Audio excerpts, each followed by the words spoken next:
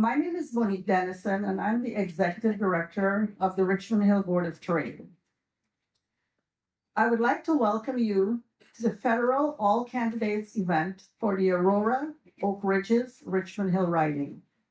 It is our hope that this evening's discussion will provide a forum for everyone to make informed decisions about their vote. Events like this are a valuable opportunity to learn more about the candidates and better understand the choices before us. Before we proceed, I would like to acknowledge that we are gathering on lands that have been home to First Nations people from time immemorial. We acknowledge that what we now call Richmond Hill is on the treaty lands and territory of the Mississaugas of the Credit First Nation and the Mississauga and Chippewa Nations of the Williams Treaty. We also recognize that we are in part of the traditional territories of the Haudenosaunee and the Huron-Wendat. We would also like to acknowledge all First Nation, Inuit, and Métis people from across North America, also known as Turtle Island, who now reside in the city of Richmond Hill. We are committed to rebuilding constructive and cooperative relationships. Please be advised that by attending this event, you consent to being photographed and/or filmed. These images may be used for promotional purposes, including but not limited to social media websites and print materials. If you do not wish to be photographed or filmed, please inform the event organizer on site. At this time, I would like to introduce our moderator for this evening, Janine Purvis, who will introduce the panel and set down the ground rules for the evening. Janine is a past chair of the Richmond Hill Board of Trade. She is a resident of Richmond Hill for over 30 years and works as a financial planner, specializing in wealth, estate, and legacy planning, with a focus on family philanthropy. Her expertise and community engagement have led to her being featured in numerous newspapers, TV, and radio stations, including the Globe and Mail and City TV. Please help me welcome our moderator for this evening, Janine Purvis.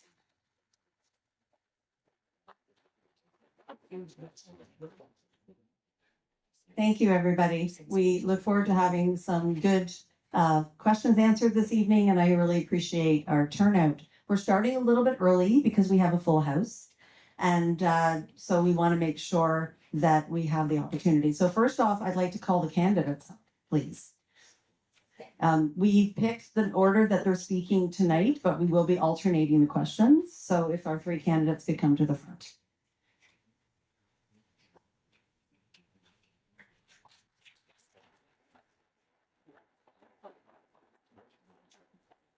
And while we're getting settled, that's why they are in 1, 2, 3. This is a speaking order, but we will be alternating the questions and who answers first during the course of the evening.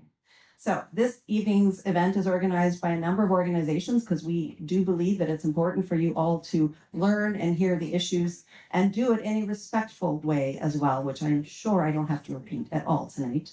Richmond Hill Board of Trade, Markham Richmond Hill Vaughan Chinese Business Association, Toronto Regional Real Estate Board have all participated to help make tonight happen. Each of these organizations have provided staff, volunteers, and including they collect questions from both their members and the community so that we have a group of panelists this evening who will be asking a number of questions up front, and then we will be turning it over to the audience later for some questions to be answered as well. I'd also like to thank the Toronto Regional Real Estate Board for the sponsorship support and the AV and AVD Smart Solutions for providing the AV for this evening. The purpose of our event is to provide the public an opportunity to hear from each of the registered candidates from their respective federal political parties. Likewise, it's an opportunity for the candidates to speak with you directly as well. We want a respectful professional dialogue from all participants, and I'm sure that's what will happen. I will note that the opinions shared by any candidate reflect their opinion and not that of any of the sponsors or the event organizations. That sounds like a little bit of legalese now, doesn't it, guys? Okay. I do want to touch on the format. So each candidate will be given 2 minutes to introduce themselves and state however they wish to introduce yourself and your issues for this evening. And you will also be given a 2-minute closing address as well. The bulk of the time is going to be spent with a series of prepared questions from our panelists. And many of you know we have been asking in advance, and this also gives us an opportunity to make sure we're covering all topics that you're interested in. So that's what we're doing.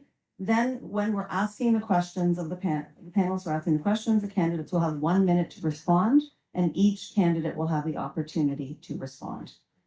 We will rotate the order in which each candidate answers the questions.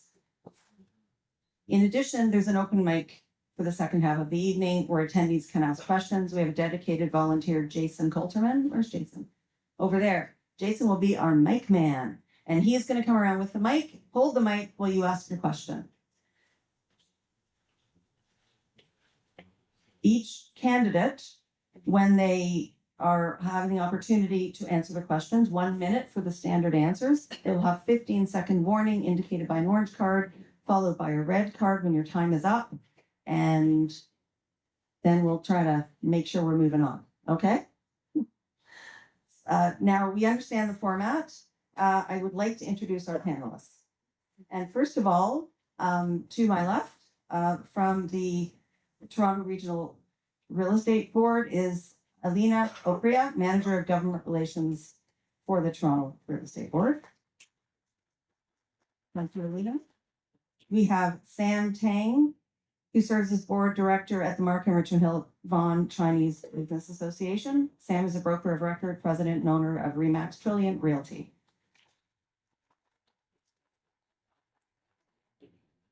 And next is Kate Jang.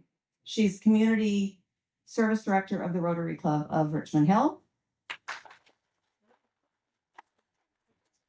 And last but not least, at the end of our panelist table is Igor Tvorogov, is the current chair of the Richmond Hill Board of Trade. He is franchise owner of Venture X Richmond Hill. So thank you, panelists, for taking time to coordinate all the questions that have been submitted and then making that choice. So without further ado, I must introduce our timekeeper because without her, we will not get out of here tonight. Cheryl Jennis. Cheryl is the CEO of Merit Mortgage International Brokers, past chair of the Richmond Hill Board of Trade Government Affairs Committee. Cheryl, thank you for keeping us on track.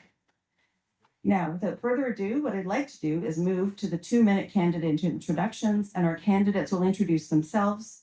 As I said, they drew lots first this evening. So Leah Taylor Roy will be first. Igor, and I apologize, Igor, I can't read your last name from here. That's all right.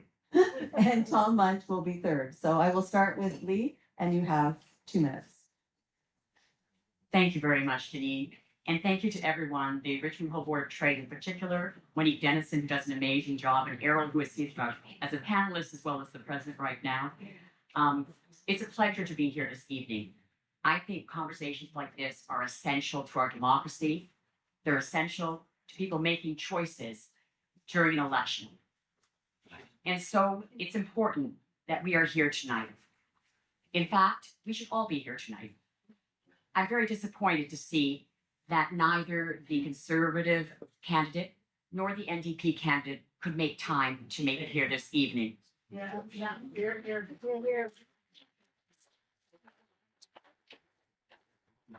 It's easy to put your name forward and to make statements, but to have conversations, to have people question you, and for them to hear your responses is a different thing. And I'm afraid that the Conservative Party, with Pierre Poilievre as their leader, has taken a page out of the far-right playbook and decided that the press doesn't matter, that conversations don't matter, that they want to control the message and the agenda, and that is not what we need in Canada. I've sat in the House of Commons for the last 3.5 years as your representative, and it's been an honor. I thank you for that honor. I thank you for trusting me to do that. But I have seen a Conservative Party that tries more and more to control its members of Parliament. And I think we want change. We want change. I know everyone here wants change. I've had countless conversations over the last while, knocking on doors, talking to people who have phoned, who have emailed, WhatsApp, myriad ways to understand what is going on. And I would say this, people do want change, but we are offering change. We are offering real positive change. And that's what I want to talk about tonight. Thank you. Thank you so much. Good evening, everyone. My name is Igor. I am run as the candidate for People's Party of Canada in this election. Well, and sorry to say this, but we have had nothing but change under the Liberal government for the last, 8 years. And none of this change has been positive. The housing prices keep growing, the healthcare wait times are increasing. And now if you need a ramp for your wheelchair installed, the Liberal government would rather offer you medically assisted suicide. My generation, Generation Z, is the most overworked, the loneliest, and the most underpaid generation in history. Most of us will never get to own a home, and none of the parties, not the Liberals, not the Conservatives, are addressing this. To solve these deep-rooted problems in Canada, we don't need just a minor change in leadership. We need bravery. We need bold leadership that is willing to upset the status quo and be unapologetic about getting Canada back to Canada's roots, back when it was thriving. Okay. I'm talking about embracing the Christian European foundation of our society. The mainstream parties, they support foreign wars by sending our money and resources overseas. The PPC does not. The mainstream parties support mass immigration that strains the housing market, healthcare, and the job market. The PPC does not. The mainstream parties support teaching transgender ideology to our children. The PPC does not. All of these decisions by the mainstream parties make perfect sense when you realize these MPs no longer serve the Canadian people. We need a paradigm shift. This is why I'm here tonight. I'm looking forward to the discussion and to answering your questions so I can offer a different perspective. Thank you. And Tom? Good day, everyone. So I reveal my history and where we've been, where we're going, what we're doing. I'm hoping most of you, I know it's not all of you, I hope most of you are here for you and hope for our Canada, because we're in trouble. So you know a little history of me. So I was born and raised in North York, went to school in the United States, traveled around the world for a number of years, been involved in many companies. I've run and been involved in senior management of 2 Fortune 100 companies. I'm currently senior vice president of the only electrical vehicle OEM manufacturer, #1 seller in Canada, #3 United States, #4 in Europe, Richmond Hill. Totally global player. Have a fantastic boss who's the owner of the company. I'm involved with senior management. Happy to employ over 120 Canadian in Richmond Hill and York Region employees. Many of them are very worried. I'm worried. We get encouraged to go, and we are, our industry, again, we supply, my company, the company I'm involved with, we supply every automotive company. So if you see a Tesla charging station, you see a Flow, you see a charge point, it's us. And we're leading the world. And I do speak with Elon Musk periodically. Okay? I applaud business. This is the Richmond Chamber of Commerce. You should applaud business. Okay? I'm not friends with them. Having said that, I'm very concerned about inflation. I'm very concerned about jobs and livability. I encourage investment. Maybe some of you don't like it, obviously. I really encourage it. And we encourage it here. We work on a really, really tight margin. And the reason I'm here in this race is because I care. I'm hoping many of you care too. You care more about our lives and our quality of life. Canada stands for law, order, peace, and good government. I'll be discussing that tonight because I care about our community and your quality of life for all of us in Canada. Thank you. Thank you. We're now going to turn over to our first question from our panelist, Alina. And the first person to answer that question will be Igor, then Tom, then Lee. 1 minute for these questions. Alina? Thank you, Janine. My first question. What specific taxation policies do you propose to alleviate the financial burden on small businesses? And how will these changes help foster growth and job creation in our local communities? So the People's Party strategy, rather than create a complex system of tax rebates and incentives, which increases the bureaucratic overhead and on our budget, instead of doing this, we need to cut the taxes and balance the budget across the board. Another fundamental issue with our economy is that we are not a real economy. Our economy is based on a financial market where the value is not determined by the value of real goods, but it's determined by speculating on the stocks. And we all know how it has played out. The financial market is highly volatile. It's dependent on politics rather than the value of real world goods. So we need to invest in our industry, and we need to prioritize the creation of industrial jobs in the real sector. Thank you. Tom? So those of you that aren't aware of what the Green Party stands for, we are the small business and have been on small business. We promote it, and it's one of our major platforms on healthcare and green and healthy quality of living. So when we talk about tax incentives and growth, we have a real problem once again, ladies and gentlemen. The debt right now is close to $2.3 trillion. They reduced the capital gains to make it a disincentive to invest here. We have a situation, we have a productivity challenge. We have the worst productivity in Canada than any of our OEM in our G7 countries. It's not a great stat. We should not be lagging behind others. So bottom line is lower taxes. We need to get our government more efficient and effective, and we need to be more responsible to try to create job growth. Thank you. Yeah. Thank you very much, Janine, and thank you for that question. Publicly available. I'm sorry, you finished, Tom? Yeah, she worked out 15 seconds, so Thank you. Let's take And my time. the question was, what are we going to do to help small businesses, especially with our tax policy? As you know, the Liberal government reduced the tax on small businesses when we first took office in 2015 or formed government.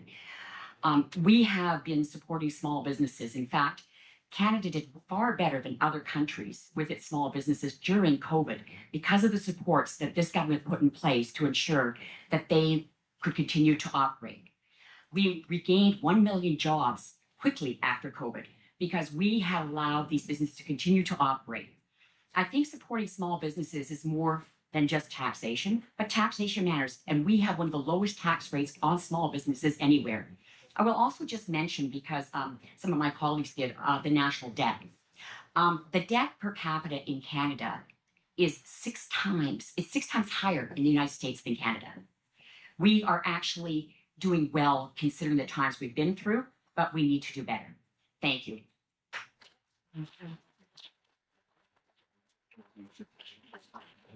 Our next question is from Sam on the panelist, and the first person to answer will be Tom. And Tom, I apologize, I thought you were completed, so. Okay. In the current tariff trade war, what plans do you have to stimulate local investment or government infrastructure spending in the region? How will you protect Canadian industry and workers from the adverse effects of the new tariffs? So you asked about infrastructure and tariffs, is that right? Yeah. Because what plan, let's say, they stimulate the local investment? Okay, two completely different areas, but fair enough. Infrastructure, ladies and gentlemen, is fundamentally done by the local government who looks after bridges and roads and sewers. Those of you who don't have time, but gladly give it to you later on, and we'll talk about that later. But frankly, we're an infrastructure problem. How long does a sewer last? 50 years? 70 years? We're in 2025. Anybody that's seen a house in the 1970s or 1960s, 1950s, there's no plan to replace it. Interesting.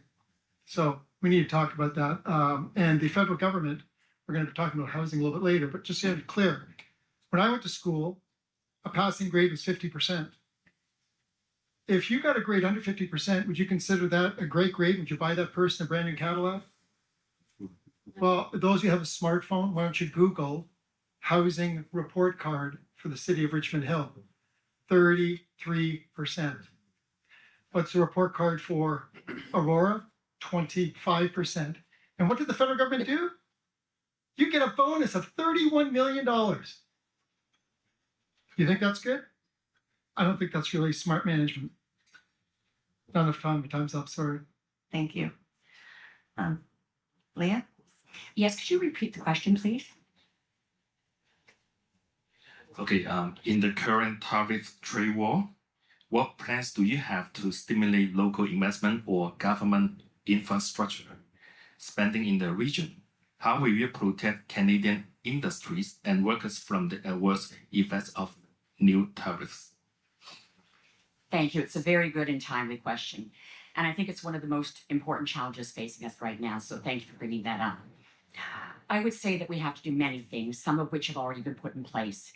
But number one is to protect Canadian workers' jobs and industry.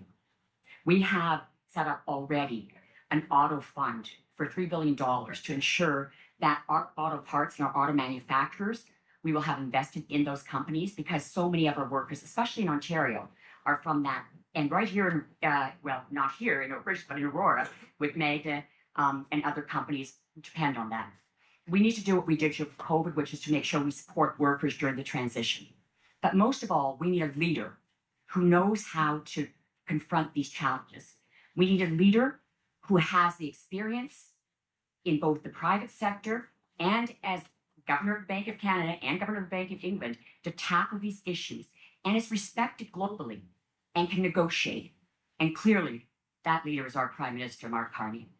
Thank you. Thank you. Igor. Wow, very beautiful, very well rehearsed speech. But let me remind you that the Liberal government has misplaced $187 billion in infrastructure funding. And Catherine McKenna has never been able to be held to account for that. Now, for investing in our industry and protecting our jobs. So back to what I said, we need the real sector and we need an economy that's based on real goods. And it starts with having a small energy industry, so we need to do away with the climate alarmism. And we also need a strong research and development sector. So that means we need to prioritize hard sciences in our education system and throw away the woke agenda. And finally, instead of letting in millions of low-skilled workers and fake refugees that put a strain on our social and economic fabric, we must only allow highly qualified immigrants that share our values and will be ready to contribute to our country, our culture, and our economy. Thank you. Our next question is from Kate, and the first person to answer will be Leah. Thank you. So my question is about the carbon tax. So as we all know, the consumer carbon tax is currently removed as of April the 1st. However, the Liberals need Parliament approval to reverse the legislation. So for the candidates, what is your position on the carbon tax, including the consumer and industrial? Okay, so will the consumer carbon tax return after elections or in another form, in your opinion? Thank you. Thank you for that question. And the price on pollution program, the levy on consumers, has been a source of division in our country. I will say that we did not do a good job as the Liberal government explaining this program. And we saw how divisive it was. One thing that's very important to me and our leader is that Canada is united, especially facing the challenges we are right now from the United States. And that is why this program has been canceled. It will not be reinstated. The price on pollution on consumers, that levy will be gone. We still believe, however, that we must address the problem of climate change and pollution. But there are other ways to do that, cap and trade systems. And I just want to say one thing about it, because people will say, oh, we shouldn't worry about that at all. It's not competitive. But remember, other countries have these in place, our allies and our trading partners, even states in the United States. And if we do not have a price on pollution for large polluters, we will be hit with a tariff, which means we will be paying other countries not having the money here. So it's not a good thing to do. I said on the Environment Committee, we've looked at carbon border adjustment mechanisms. We need to be battling pollution. Thank you. Igor? Who's next? Igor? So first of all, I'd like to point out that no matter what his stance on the carbon tax, everybody was happy when the carbon tax has been taken away temporarily. Everybody loves the lower gas prices. Now, for the carbon tax, guess who was opposing it from the very beginning, as early in 2019? People's Party of Canada. And as for putting the cap and trade, the price on pollution for developers, well, guess who they're going to pass these prices on to? They're going to pass it on to consumers. So at the end of the day, you still end up with a high growing cost of living. And you know what our competitors on the global market, Russia, China, soon the United States, have in common? They do not care about the climate alarmism. They do not have a price in pollution, and they allow their energy industry to thrive. No carbon tax in any form. Okay, thank you. Tom? Yeah, so I'm the lone wolf. I'm in favor of the carbon tax, and the party's in favor of the carbon tax. It's one of the more efficient taxes that was. No one likes to pay taxes, but there is a cost to pollution. So, and believe it or not, the manufacturing sector is fully on side. Steel industry on side. Oil and gas industry on side. Why? We're okay. And some of you are, kind of funny.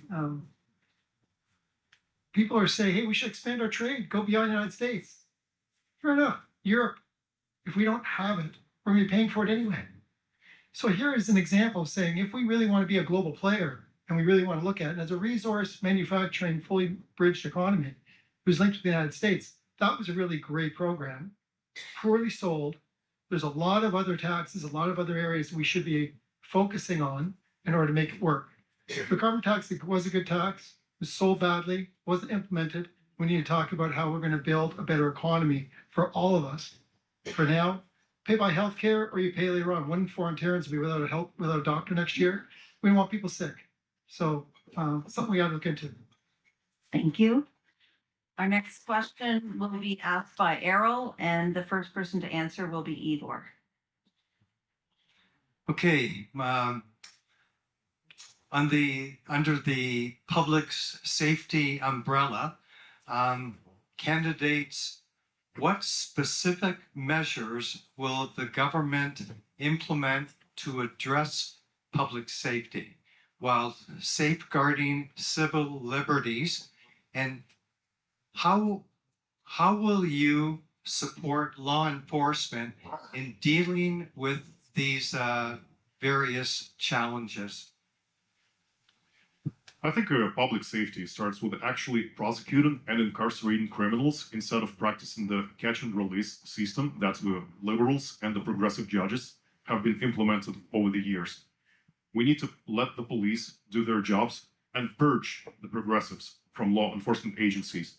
Do you remember when the Toronto Police Services went on record saying, oh, we should leave the car keys outside our homes so that car thieves will not have to break in? How insane is that? So let the police do their jobs. Do not let violent criminals go and actually prosecute them. And a revolutionary policy that People's Party of Canada government will implement is that we will allow people to defend themselves. We will implement changes into criminal code to enshrine the right to self-defense and make criminals think twice when they are faced with the prospect of victim retaliating. The right to murder is not a civil liberty. You give up. The right to defend yourself, yes, it is a civil liberty. Okay, next is Tom. So law enforcement, one of the ways we can have a more safe and well-being society. I don't lock my house or car, okay? Haven't stolen yet, and a few break-ins, we're all good.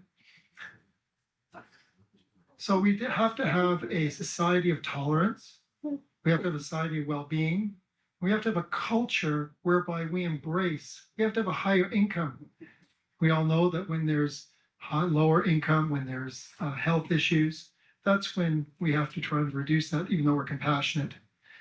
We have to make sure our law and order society where we work with tolerance, and we are, so yes, we have to make that balance where it's going to be. You know, there's been lots of changes, and I can't get into it. We've had court changes recently. No time to talk about it. But anyway, the bottom line, we need to increase our wealth, increase our quality of life, make it a more inviting society, have a culture of well-being, and make sure that we all feel, regardless of where we're at, compassionate and working forwards so we can have a lot less disrespect society. Thanks. Thank you. And Leah? Thank you very much. I think this is one of the most serious questions or issues facing us in our communities right now.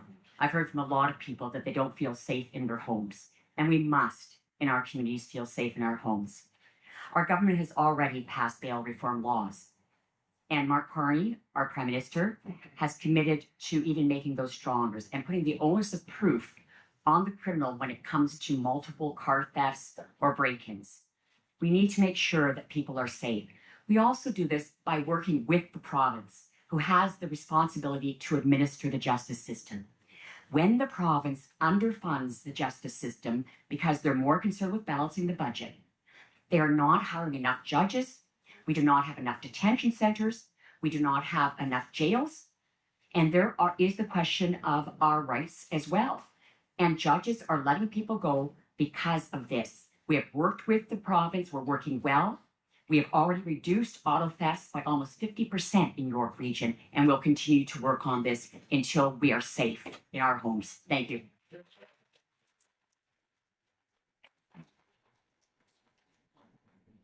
Our next question will be asked by Alina, and the first person to answer will be Tom. Okay, I would like to shift to housing. The Canadian Centre for Economic Analysis has estimated up to 36% of the end cost of a home is made up of government fees and taxes at all three levels of government. What policies will you put forward to lower this burden on new builds in order to reduce the base cost of a new home? So those who know that I was in government one time, I reduced taxes by 66% to help the cost and reduce inflation. Many people, some in this room perhaps, love inflation. Say, no, I don't. Well, 2 years ago, 3 years and 4 years ago, people said, I want my house worth 2 million, 3 million, 4 million. I want more money. I love increasing cost. And so does your local government. Again, I encourage all of you on your smartphones, can't do it now. Google our housing report card at the local level. If you want to get a passport, do you go to your local municipal government? No, you go to the federal government.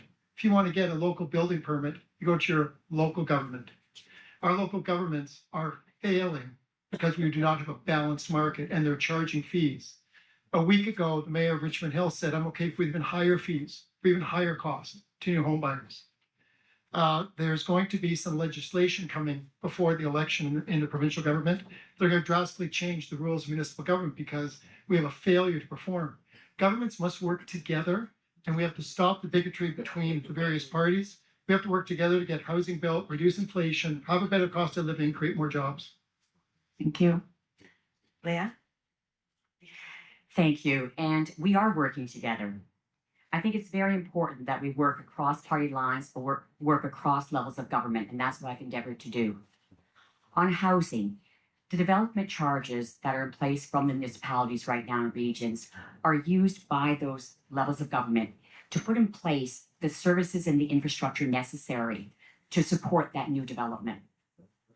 We have now, from the federal government, said that we would eliminate those, but we would make municipalities and regions whole. It's very important because municipalities and regions do not have the ability to raise taxes themselves other than through property taxes or development charges. But to get new houses built, we are going to get back in the business of building them like we did post-World War II. There's been enough time talking about all the changes we can make.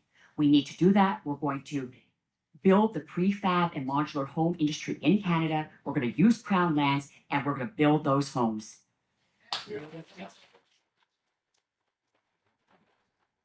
Igor? Yeah.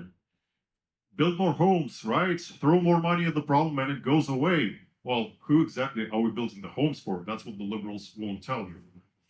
Are we building them for foreign buyers who use our housing market to launder money for organized crime? Are we building housing for BlackRock to invest in as we become a nation of renters?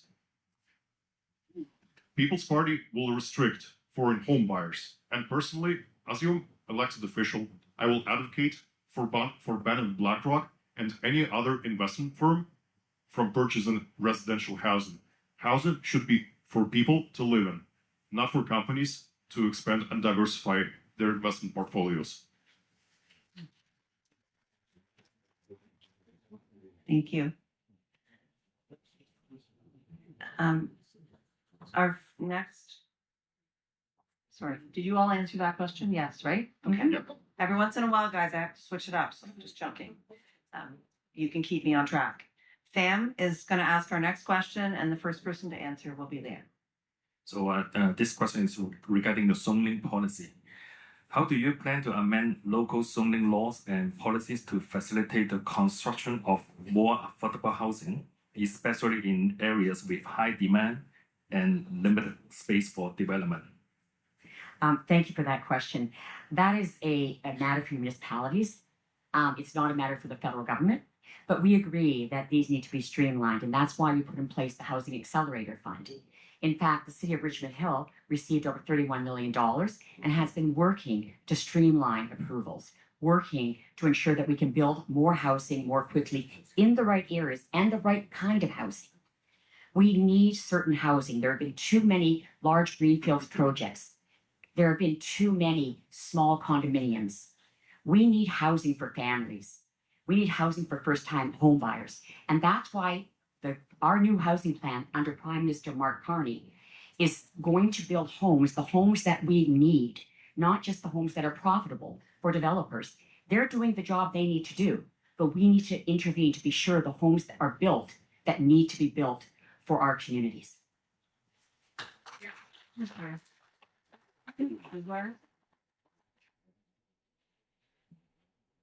So yeah, we keep densifying our largest city centers.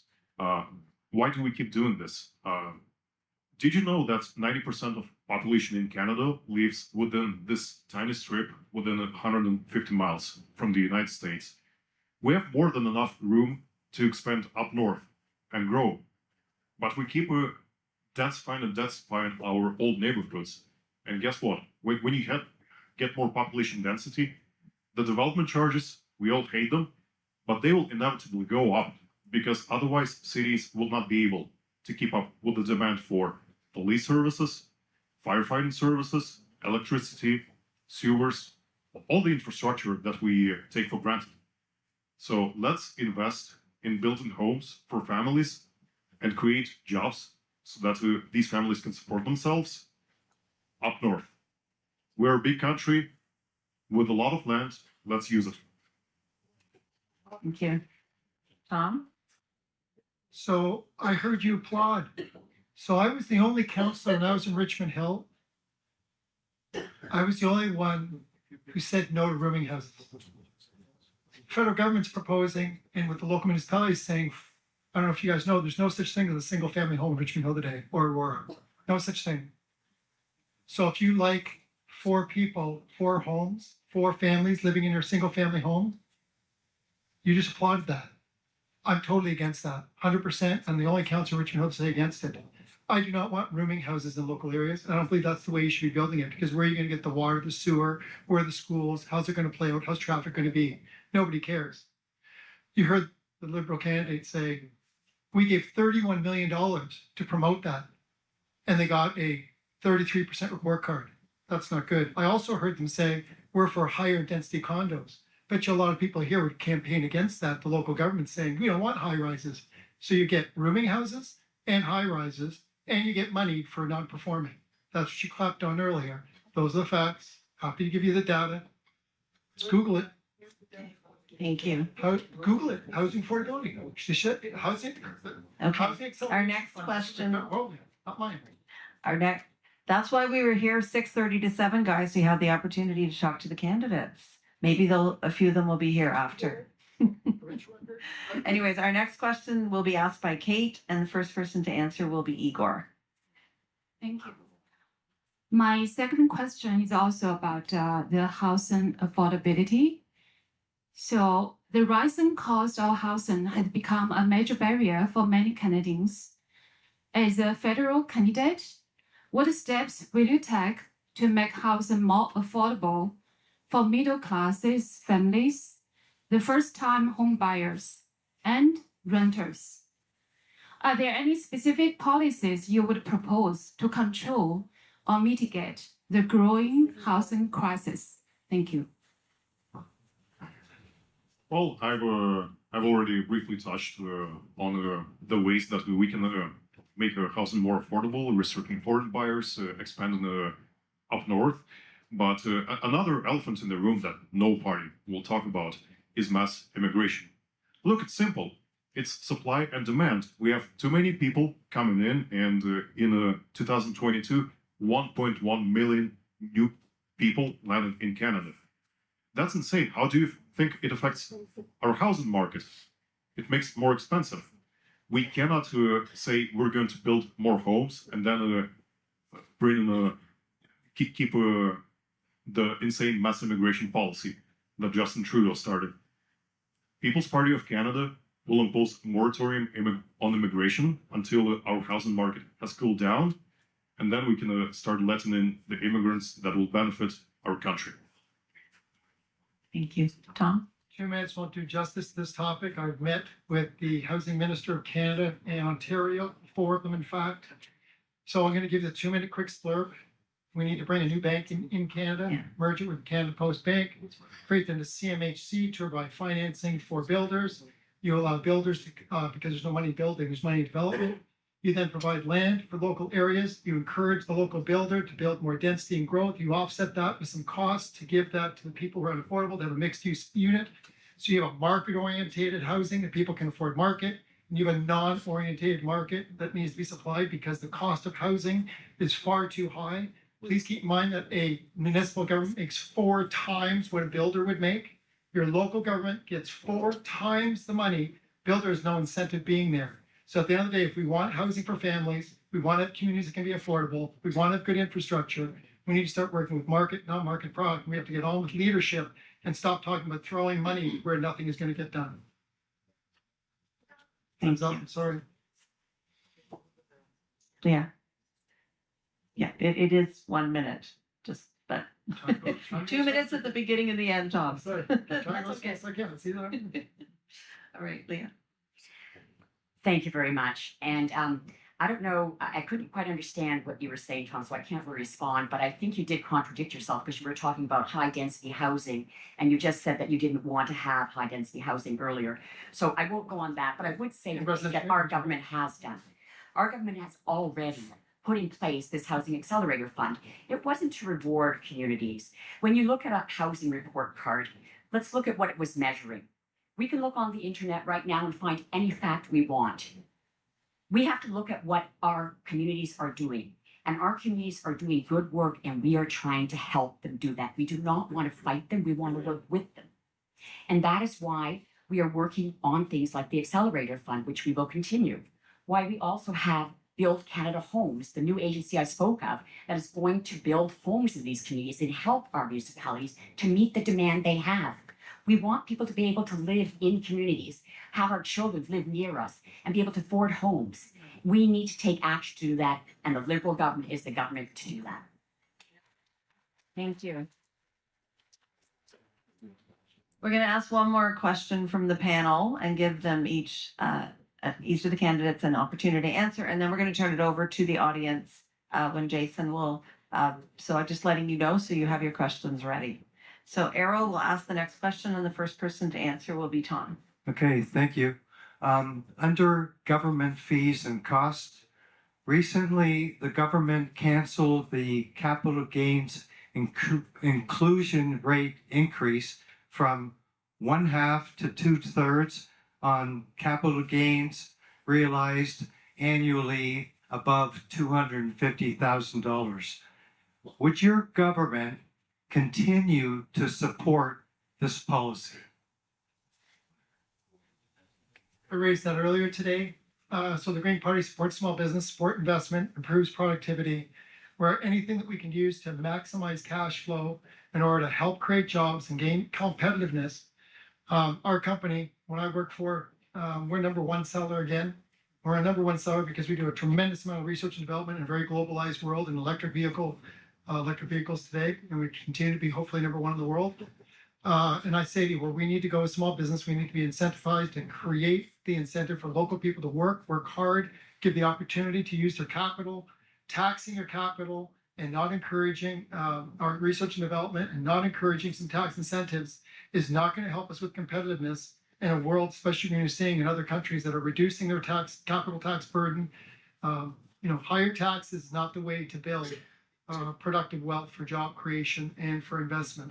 And the current government's got to get their costs under control. Otherwise, we're all going to be in trouble. Thank you. Well, Tom is great given the. Sorry, Igor. Apologize, Leah. Sorry about that. That's okay.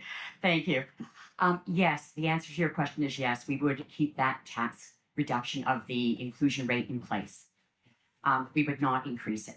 But let me say this, when we talk about comparing Canada to other countries in terms of taxes, the United States taxes capital gains on primary residences.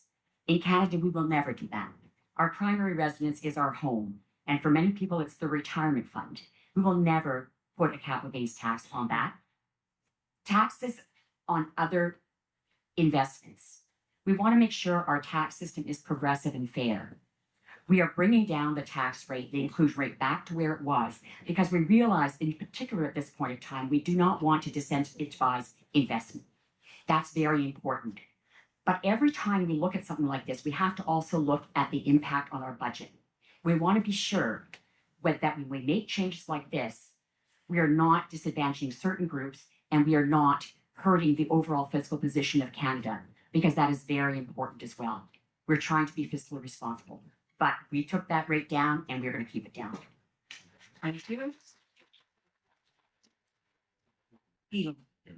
So I think Tom has given a great breakdown of how we can support the businesses, and I would just like to second everything that he said. But I would like to go even further. Okay, we got rid of capital gains tax. Why are we still not talking about getting rid of tax and getting rid of our retirement fund tax? I mean, how insane is it? We pay income tax on our salaries, and then the government forces us to set aside funds into our government-regulated CPP, and then we get taxed on that as well. So, as a member of parliament, I will advocate for getting rid of the CPP tax, and yeah, we just need to cut the taxes across the board. But we all hate taxes, so the less, the better. All right, I'm going to stand so I can see people, Jason, and I'll give you this mic. All right, if you want to raise your hand, if you have questions for the candidates. And while Jason is walking towards you, I just want to clarify, I'm asking for a question, please. I know sometimes there's a little bit of preamble, but we need to just keep it to the question, and we are going to ask all the candidates. So at this point, you might want to direct it to somebody, but we're going to continue to do what we've been doing and start in the same order, and I have to confirm that. So Leah will answer first for the next question. Okay, thank you. Thank you. And 1 minute answers too. Sorry, not for you. Oh, sure. Okay, I'll try to keep it somewhat succinct. Firstly, just thank you to all the candidates. At least for me, this is arguably the most important election of my lifetime, and I appreciate that you're here for the interview for the job. I don't understand how people can't come for the interview for this kind of position. It's kind of disgusting, actually. So I appreciate you being here. I guess I actually had this question for the candidate who didn't come. So maybe I'll pose it in a way that maybe it's direct to Leah. Yes, I'm concerned about tariffs and the economy and all of that, like everybody else. But one of the things I'm really concerned about is the amount of disinformation, the well-funded, very loud global disinformation train that is wreaking havoc on all of the things that we're seeing, social media. What's the question? I'm getting to it. Okay. All right, do you work here? Oh, Oh, I'm trying to explain why my question. Thanks, though, for helping. So anyway, with all of that happening, I'm really concerned about, or rather, I would like to know how you locally and Prime Minister Carney will work against that kind of thing, where they will, I guess, work toward filling the gaps that disinformation loves to fill. So yeah, if you could just address that and maybe what the plans are, that way. Thank you. Thank you very much. And it's a very good question. I've often said that I'm not running against another candidate. I'm running against misinformation and disinformation this election. And there's already been a letter circulated by the MP or the candidate who's running against me that has misinformation in it. And it's sent out to the electorate to say that I've done something I haven't. So it's very hard to combat it, but it's the reason why I spend so much time in the community. Representation is important. Conversations are important. We need to be able to talk to people who agree with us and disagree with us, who have different points of view. And I think that our local journalists and the CBC and other journalists are so important. The idea of defunding the CBC at this point in time is quite frankly anti-democratic. And we need to continue to support our local journalists. Igor? Well, disinformation is just the word that the ruling class uses to describe the information that is inconvenient for them. If in 2021, in 2022, me and my friend Greg Wycliffe, we went to Ottawa to take a stand at the trucker freedom convoy that was taking place against vaccine mandates. They labeled it a far-right white supremacist protest, but I was there. Together, we interviewed 300 people. I was his cameraman. There were people from all walks of life. There were liberals, there were conservatives, there were people who voted NDP, there were people who voted Green Party. All of them wanted the mandates gone. And what did the media say? Far-right protest, trample them with horses, emergency act. No, it's time to defund CBC because they have to be held accountable for their lies. They can keep their journalist jobs, but they have to succeed on their own merits. Thank you. Tom? So I'm wearing a pin that says, I'm a free trader. When I met Premier Ford 3 days before he went to the United States to talk about the energy, of which I was the person who gave him that document, I said to him, if you were hypothetically Ukraine and you were to throw a weapon towards Russia and you hit, what's going to happen the next day? You think they're going to buckle or might they come back? And if they come back, what are you going to do? And we said, oh, we're going to solve the problem. Canada, and I'm not going to have time, but Canada was formed in 1867. 1867. In 1774, Hudson's Bay Company formed a trade relationship, and that's why Canada, in 1867, 100 years later, formed law, order, peace, and good government. And Canada's based on trade, which is why we're big in peacekeeping. So trade and open trade and respectful trade based upon a contractual relationship is what we're about, and we need to promote that. Do not promote reciprocal tariffs. We love open trade because we can compete. Our company's one of them. We can compete. We can do things better. So I'm a free trader. I think we all want to have more. I love the American dollar. Okay. And I think we can do better. I know we can compete. Thank you. All right. Who else has an audience question? Hello, everyone. Sorry, Igor will answer first this time. Hello, everyone. Bonjour tout le monde. Igor, привет. I know you're a Russian candidate. Thank you. My question is mainly directed towards you as a scientist and researcher. I was wondering if you believe that women in this country should have access to abortion, and it's a human right for them. So, as a Christian, I believe that life begins at conception. Therefore, abortion is murder. Oh, come on. This is right. Now, people conflate being against abortion with being against women's reproductive rights. But let me tell you this. When you ban abortion, you're not taking anybody's reproductive rights away. because as a woman, you still have the choice not to have sex.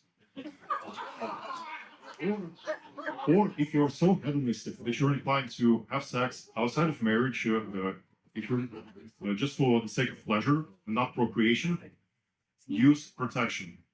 I don't understand what the problem is. So total abortion ban.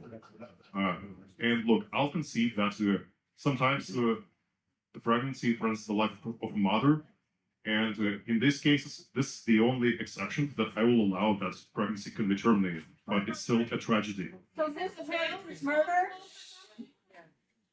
Spoken like somebody that can't get pregnant.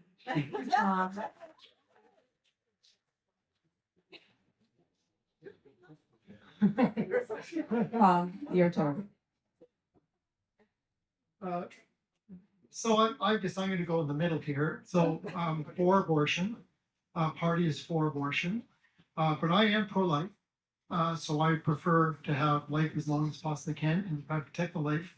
And as the adopter of two boys, we try our very best. So I'm gonna say to you, I'm pro-life. I would like to promote the family unit at all costs. And I also recognize the right for women to choose for abortion. And the Green Party is sort of clear. The Green Party is the only party, for those of you that want to talk all about the side of the case, we're the only party that have free votes. So we don't whip votes, so we don't have them. You have to vote this way, vote that way.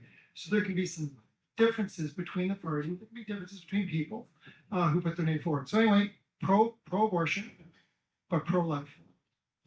Thank you. Leah. Thank you. And I believe in a woman's right to choose. And I don't denigrate anyone who believes that they would never undertake an abortion. That is their right. It is their choice. Just like it is the right of a woman who is in a very difficult situation to have an abortion. I often say to my male colleagues, I've never met a woman who wants an abortion. Mm-hmm. Women have abortions because they're in difficult situations. Whether it's because their husband's abusing them in their fifth pregnancy, whether it's because their life is in danger, whether it's because it's the wrong time for them and they're not with the right partner. But people want, I did not interrupt you, excuse me. I do believe that everyone has the right and it is protected by our Charter of Rights and Freedoms. It's something I'll always stand up for, and I will respect people's individual opinions, but everyone should have the choice to make that opinion.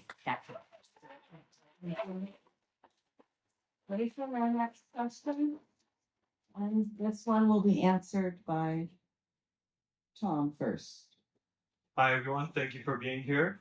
So across a global development industry, it is seen as one of the best ways to intensify or get more residential housing units is by intensifying across arterial roads or built-up areas. I know some of the candidates over here have mentioned that we can completely go up north and start building over there.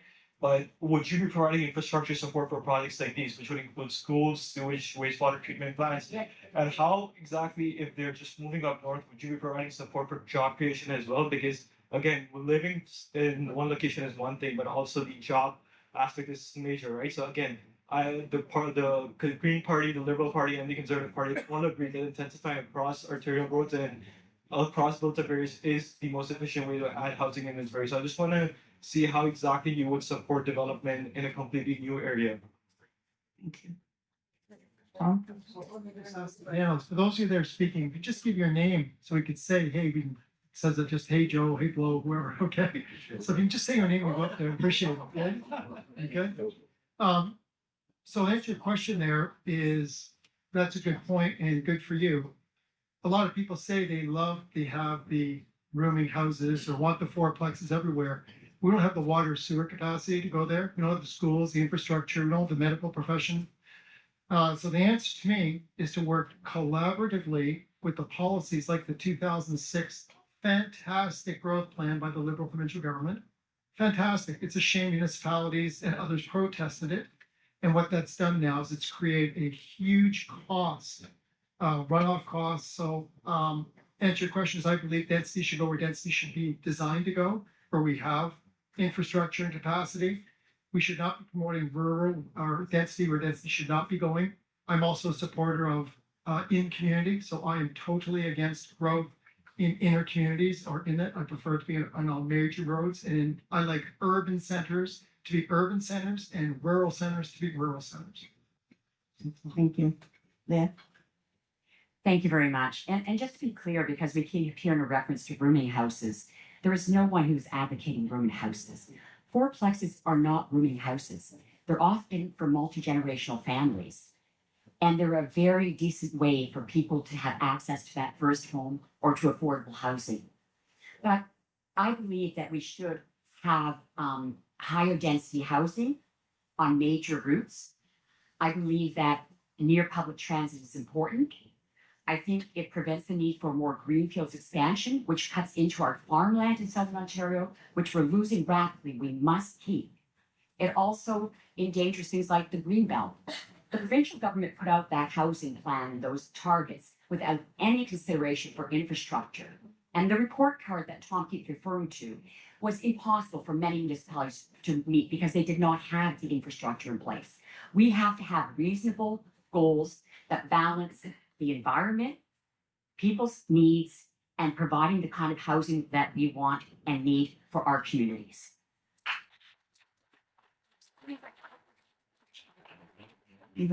So how do we create the proper infrastructure for Richmond up north? Sorry, is my microphone on? Yeah. Okay. So how do we create the infrastructure? We cannot do it without business owners, the corporations invest into the growing cities and expand up north. And the reality is that I've talked about the financial speculation economy earlier this evening, and the reality is that it is more lucrative for business owners and corporations to invest in stocks than to invest in infrastructure, in industry, in the real sector economy. And that needs to be changed. So that's why I'm going to reiterate, we need to build an economy that's not based on services, not on financial speculations, but on industry and real goods. Thank you. Our next question, and the first person to answer will be Leah. One question to every candidate. Do you believe Canada needs government of efficiency? And two cases for everybody to consider. One is, do our benefits only based on low income or still need to base on assets? I do see some people, they take advantage of the benefits. They are multi-million people, $1 million people, like enjoy the multi-million type houses and luxury cars. They enjoy the low income benefit. That's one. Also, second issue is, do we need to tax the lottery? Some people have a lottery, so 50 million, right? And in Canada, it's We exactly. only have 1 minute, sorry. That's it. Yeah. That's another big say that One for two question. questions. All right, first person is Leah. I'm not sure I'm quite clear on what the question was, but I think it has to do with efficiency in government. And I would say this, that we're looking at productivity in the Canadian economy. We need to look at productivity in our government sector as well. And it's something we have started. Minister Anita Anand began that process and was taking out billions of dollars from our government spending. It's going to continue. And we knew one of our new ministers, in fact, in the shrunk cabinet, one of the positions that was created was the Minister of Government Transformation, looking at how to make government work more efficiently and improve productivity. I think it's incredibly important that we do that. And we must constantly look at the programs we have in place to ensure that the people we are trying to help are the people we are helping and that they are fair and progressive. Thank you. Ethan. Speaking of government efficiencies, there's a lot of dead weight in our bureaucracy.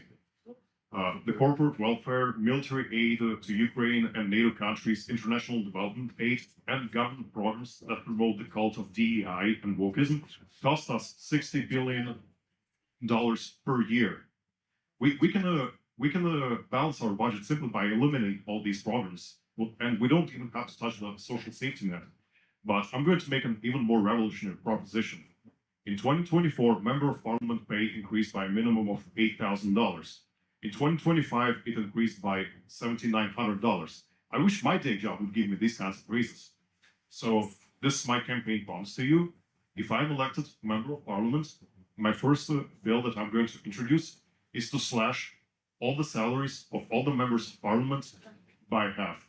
It is time that our elected officials stand with the people, both in word and in action. Thank you. And Igor. Sorry, Tom. For those that are of my generation, in the 1994 and 1995, you may remember we talked about big concerns. Our debt to GDP was 90% in 1994. We did austerity, which caused the common sense revolution in 95, 96. You heard here about how great we're doing. Does anybody know what the debt to GDP is today? 83.7%, ladies and gentlemen. We're doing so great. We're at the same level we almost were in 1994 and 1995 for austerity. You want to spend more? Good luck. And you're going to hear people say, the more you spend, our economy, talk jobs. In real life, people are worried about their jobs. Every day, people come to me, at my work and everything else. They say, geez, we're going to survive. So, ladies and gentlemen, we need to get our cost. $54.1 billion is going to interest this year. You guys know what our healthcare budget is? $46 billion. You spend more on debt than we do in our healthcare. You want to spend more? The next generation will not be able to tolerate what we're doing today. And this type of regime of funding, good in 3-4 years, next election, you're going to see a lot more pain. You don't get this right now. Thank you. Our next question from the audience, and the first person to answer will be Igor.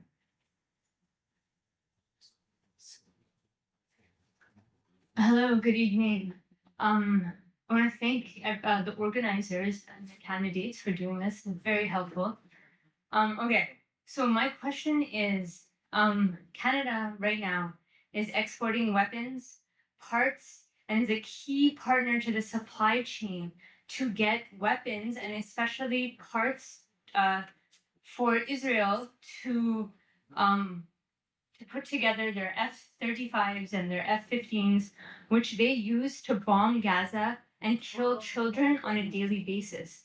My question to you is, will you, if you get elected as MP, will you take measures to stop that?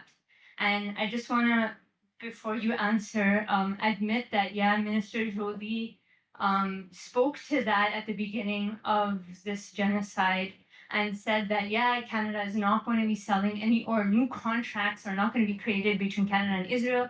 However, that is not true because these companies are going through the US, they're selling to the US, and then it's being shipped to Israel, so they're bypassing this boycott.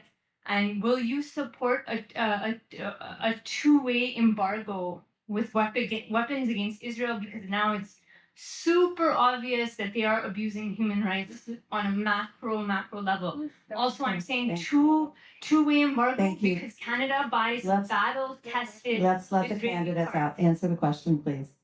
And it will start with Igor. Thank you.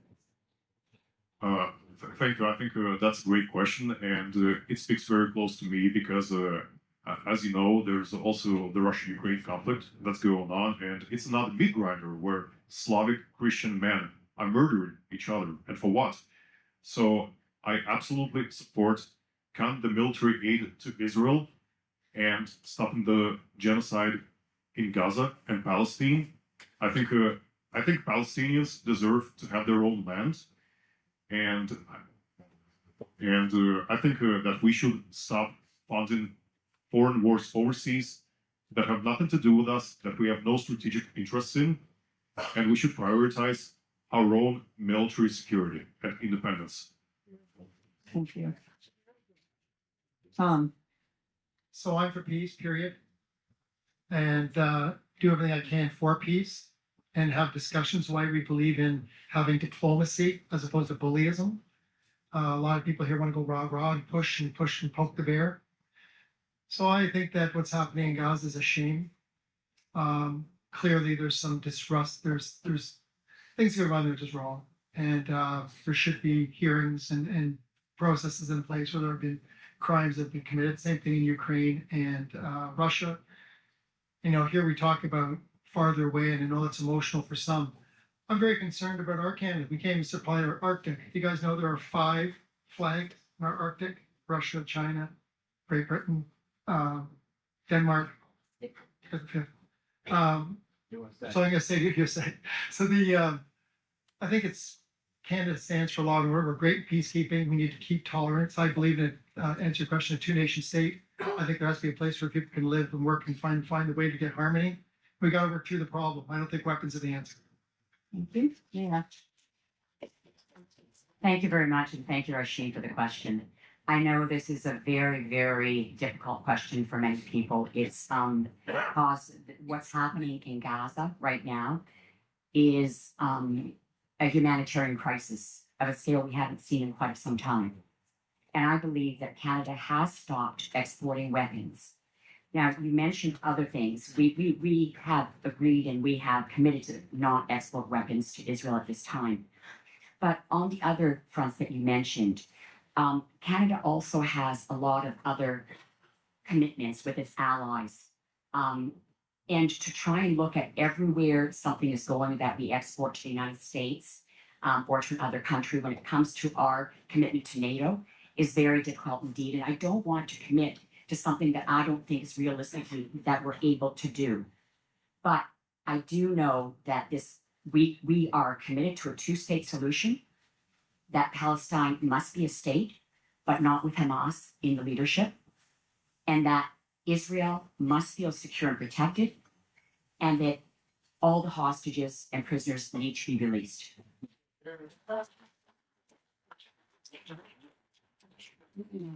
Our next question from the audience, and then Tom will start to answer this one. And Tom, my name's Rob. Hey, Rob, thank you. It's about housing. And I'm a 40-year resident of Richmond Hill, 44 years in the real estate management industry.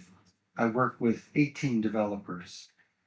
I don't understand, I'm going to ask each of you, when we talk about post-World War II and the housing that was constructed by a crown corporation, which it was constructed for rental.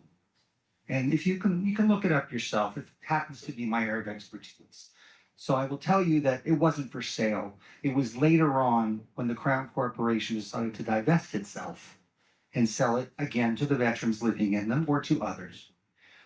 So my question is this: given that the land that they were sitting on was $4,600 at the time for those houses, and they ranged to about a half an acre, because I know where those houses were in the GTA area, given today's real dollars is over $400,000 for the same size house. So I think what the government is talking about, and maybe Leah can tell us, are these going to be 1.5 bedroom not single, but link homes? Are they going to be 465 square foot condos, which my company manages, and you can't have a family of 2 living in them? The question really is not to, we talked about disinformation, misinformation. Is it really fair to the electorate to think that somehow a crown corporation is going to build 1 million homes in this country? And I think they're talking 5 million homes, if I remember. That's question. Missing. Okay. One question. How are you, you're right. How are you going to do this as a government? What size are these homes going to be? And people can actually live in them? So that's the question.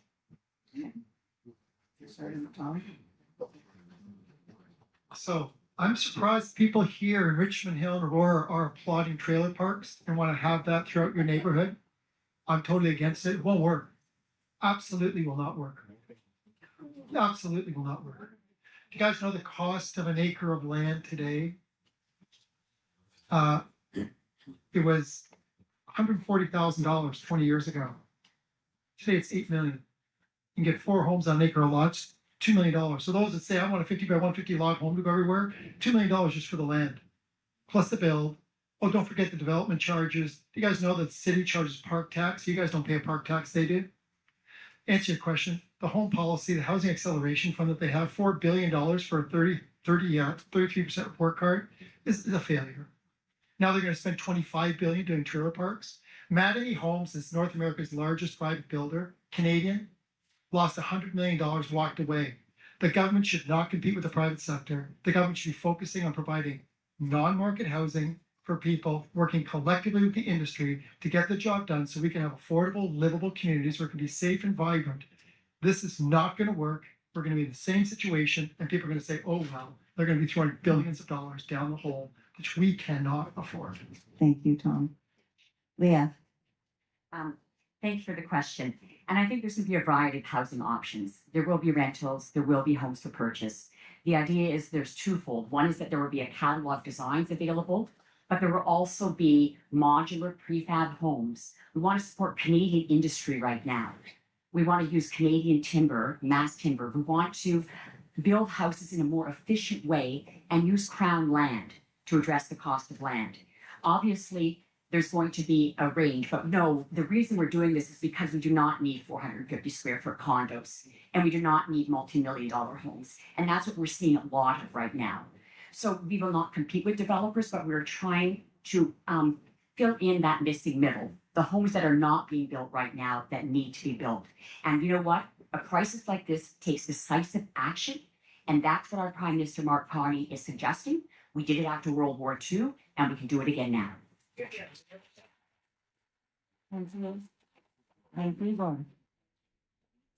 I think Tom made a very good point that the government cannot compete with the private sector when it comes to building housing, but there's more to that.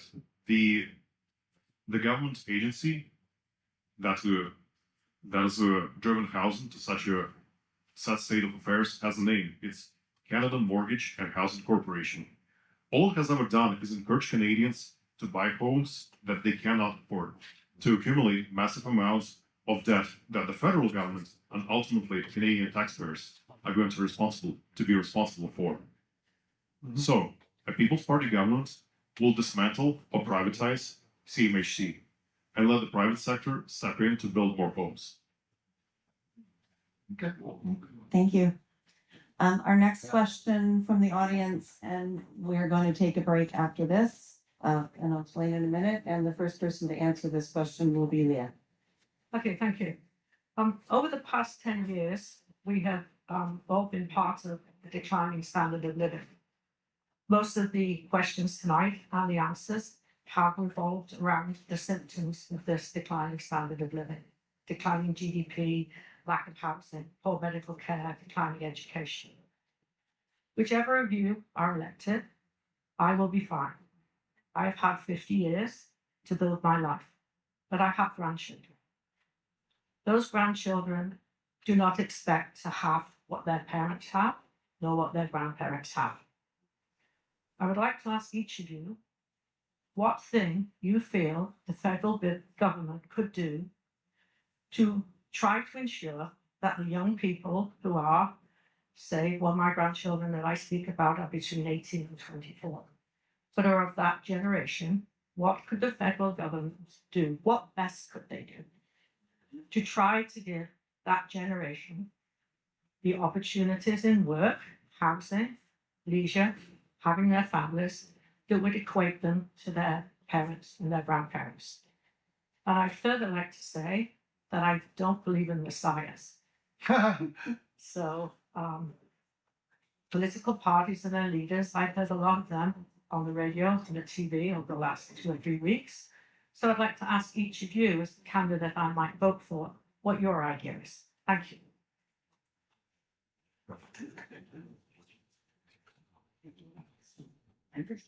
Okay. First, thank you very much for that question. And I think it's a question that many of us are looking at and saying, you know, generations usually do better than the generation before them, and it's not looking that way right now. I think the most important thing we can do right now is really to build our economy in a responsible, sustainable way that allows for the well-being of the people that are living on this earth right now. And that's a multifaceted issue. But the economy is central. We have to have a strong economy with good, well-paying jobs for our young people in order for them to afford the things that we've benefited from and we have.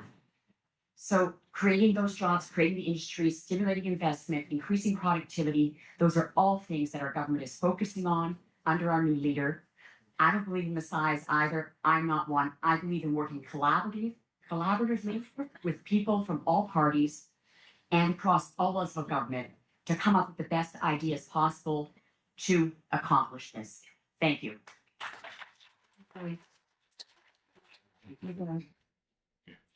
Yeah, I think we have.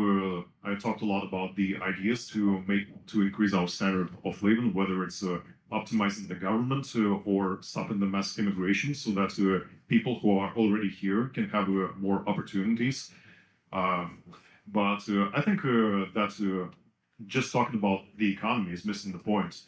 At the beginning of the night, I stated that we should go back to the roots of Canada, and that is embrace the European Christian Foundation, because simply the economy won't do it for us. But embracing Christ will give us a sense of purpose, a sense of belonging that deviant hedonistic lifestyles that are promoted by the woke ideology and LGBT could never replace. Thank you. Tom. So I am going to tell you, I'm different. I'm not going to say we are not going to have a better quality of life for the next generation. At 157 years old in Canada, we're saying right now at 157 is as good as it's going to get. People are coming here for hopes, dreams, ambitions. And I say shame on us for saying that this is as good as it gets. For the greatest of respect, $480 million was spent post-COVID. The people who got that money should be doing it for it. The future generation should not be paying for the burden of our debts that we just incurred right now. It's absolutely ludicrous when I hear things saying the government's going to get involved in business they've never done before, never done efficiently. We're in a situation right now, let's not kid ourselves. We're at a very pivotal point. We got our way out of our past problems. Those remember inflationary 80s and 90s. And now we're not tackling it. We're not tackling it. You never heard anything saying, frankly, the government's too big. We're inefficient and we need to cut costs. Bottom line, we need to have effective responsibility for all our programs and for tax dollars. Government doesn't create tax dollars, the businesses and the people do. Real income is down. We need to, yes, increase productivity. Yes, create jobs. Yes, to investment. We have to have a government that cares for the quality of life for us, not for them, for us, because it's not tolerable. So I'm going to say there is hope, and I'm absolutely committed on lots of reasons how you can do it. Thank you. We've had a minor schedule change. One of the candidates has to leave earlier than we had intended. So what we are going to do at this point is we are going to go to our 2-minute closing comments for the candidates. I know that we had indicated it would be till 9, but we also started 15 minutes early because we had a full house. So what I'm going to do is going to go to the 2-minute closing comments. We'll start with Igor, then Tom, then Leah. And then it is up to the candidates to be able to stay and answer questions. I believe most of them are interested in doing that. We can continue with the formal questions, but I'm kind of thinking it might be more interesting to speak with the candidates directly. So that's where we're going to go, people. And I really want to thank everybody. But we will start now with our 2-minute closing comments. And Igor, we will start with you. Well, I'd like to thank you all for coming here tonight. And whether or not you agree with me, you have to admit, People's Party of Canada and we offer something different. Other parties are either on board with the destructive progressive agenda, or they believe that throwing money at a problem will make it go away. I am the only candidate here tonight, and we are the only party that has a vision for a future and a long-term plan. I want to leave with one more observation. We started the event with the land acknowledgement. Well, back in the day when Christianity was the moral foundation of Canada, an event like this would start with a prayer. And this may not have been a perfect society, but you know what they had that we don't have anymore? Men and women loved each other and lived as happy, big families. Their children spent their days outside instead of being glued to their phones and scrolling TikTok, consuming hours of brain-rot content every day. Home and land ownership was a realistic milestone for everyone willing to put in the effort. And now what we have is the establishment parties that have been screwing us over for generations. Don't you think it's time to try something different? Vote in the people that are not beholden to lobbies, people with real-world experience that are running for politics, not because they want to make a career out of it, but because they're concerned about the direction that their country is heading. If your answer to any of these questions is yes, then Igor Tvorogov and People's Party of Canada is your only option on the ballot in this election. I am running in this election with no funding or backing by any major organization in the face of impossible odds of winning against the establishment parties. And one of them didn't even show up tonight. That's how much I love Canada. Imagine how fiercely I will defend your interests once I get into Parliament. Thank you for hearing me out. God bless all of you, and God bless Canada. Thank you, Igor. So not a lot of time to talk, but I'm going to say to you that livability, affordability. If you don't have hope and dreams, you're not excited, you should be excited about this election. It's a great opportunity. You know, I asked this question of 449 people on a 24-hour period. Only 28 people got it right. I'm going to give you those two questions for you to think about. Do Americans, when they vote, get to vote for a president? When Canadians vote, do they get to vote for a prime minister? The answer to the question is yes, Americans vote directly for a president. Yeah, it's a weighted ballot. They have a system on how they calculate it, but they get direct voting. In Canada, we do not vote for a prime minister. We vote for a member of parliament. And the will of parliament gets decided. If you don't have the will of parliament, you're leading that parliament, then they go to the governor general and say, I have to dissolve it. I don't have a conference of the House. Today, you are having the opportunity to discuss who's going to be your representative. If you guys believe, by the way, more information for you, because you talk about disinformation. Before we go there, think about this, another one. If we all walk outside this parking lot right now, I say, hey, would you agree if the parking lot's generally flat with some potholes, but it's not round or triangular? I bet you most of the people here would say, if they're not difficult, will say, yeah, it's generally flat. So I guess the world's flat, isn't it? We know, and none of you have been in space, and you can't get there, by the way. So if you can agree that the world is round, but if that's what you see, believe me, I'm telling you as a former person that was in government, government's nothing like you think. It's about power and process. It's not about performance. I'm so sorry. I give you lots of examples. Hold on. You guys plotted $4 billion of the local variety stores' money gone. So I'm going to say to you, for me, it's about low inflation, about quality of life, affordable living, having a pride for Canada, building a dreams for people for this and the next generation. I think we can have a better Canada tomorrow and in 1,000 years, in 2,000 years. I don't believe Canada has to end today. I believe we can look after our sovereignty. I believe we can compete. And I've competed on the world stage on many, many occasions, and I'm proud of it. As a team, together, everybody achieves more. So vote for you, vote for your families, vote for your kids. Don't vote for yesterday, and don't vote for entitlement. You might be disappointed. Thank you. Thank you. And Leah.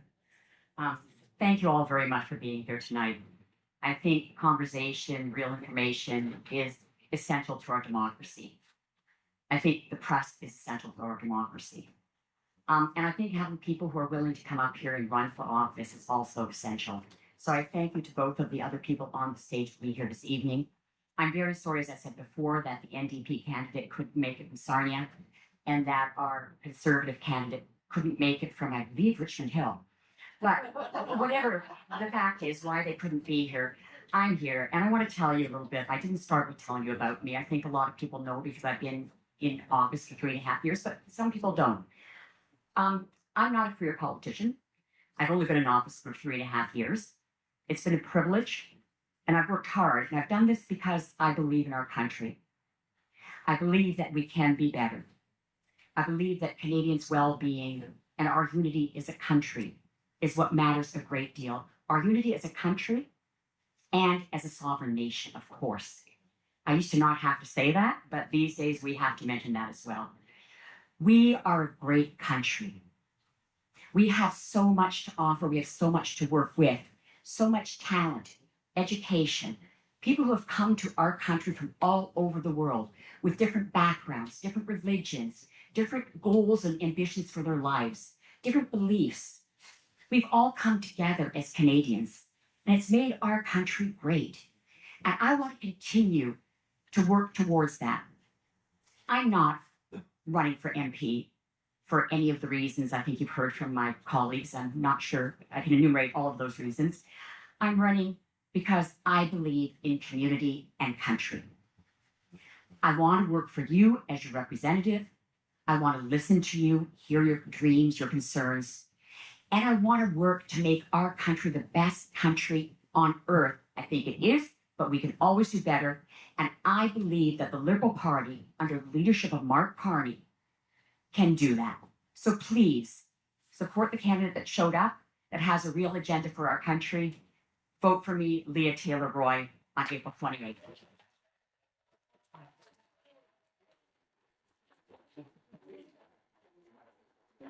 Okay. Thank you for coming. I want to thank the candidates particularly. I'm going to just comment, all candidates that are running in this area were invited. There was one decline due to a prior engagement. And these people are here tonight. So thank you. Being a candidate, you put a lot out there. I think you guys realize that, and these people realize it even more. So we really appreciate you trying to do what you believe is right and to help represent us and putting yourselves out there. So I want to thank you, and I want to give everybody a really big round of applause for coming out tonight. Thank you.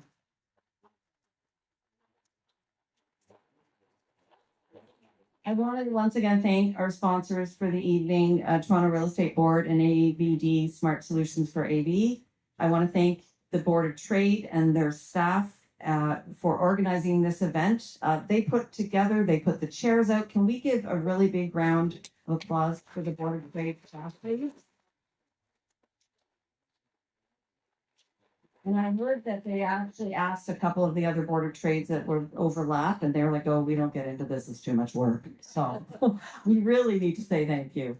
I want to thank the panelists from the different organizations, Richmond Hill Board of Trade, Markham, Richmond Hill Vaughan Chinese Business Association, and the Toronto Regional Real Estate Board, and the Rotary. So thank you for you and all the staff and volunteers who make this work.